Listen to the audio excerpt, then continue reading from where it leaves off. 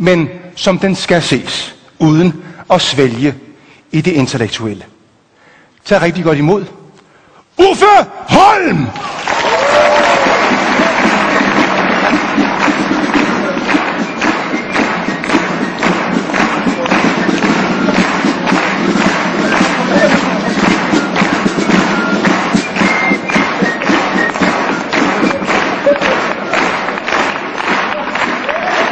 Tivoli Garden!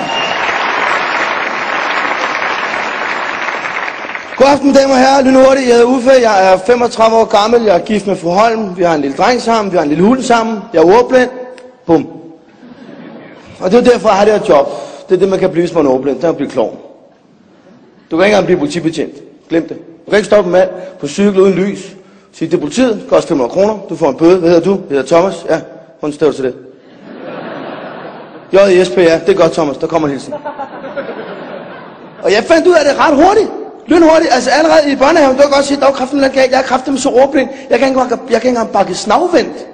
Jeg havde sådan en pædagog, der sad og hjalp mig med de der Kaj Andreas-sange. Så jeg kom nu, Uffe, du kan godt. Når man siger misjatan, bliver det til karton. Olietank. Nej, kom nu. Vi prøver igen. Når jeg siger flødeskum, bliver det til olietank.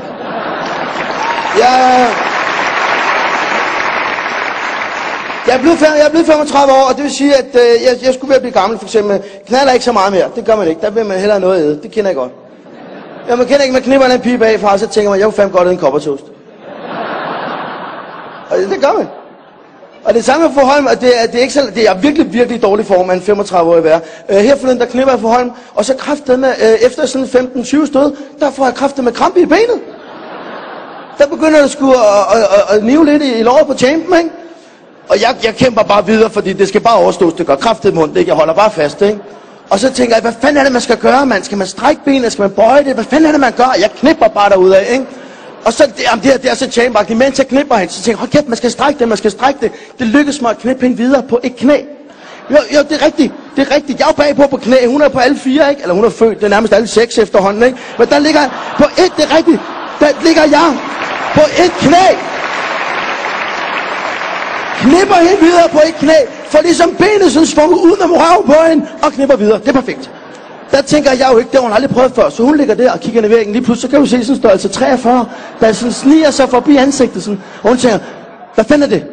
Er det din fod eller min fod? Hvor mange mennesker er vi i lokalet? Hvad sker der her, ikke? Jeg ligner kræfter med karate-kit bag hende der, mand. Jeg gjorde noget dumt her forleden. Det var efter 15 år. Det var sammen 15 år.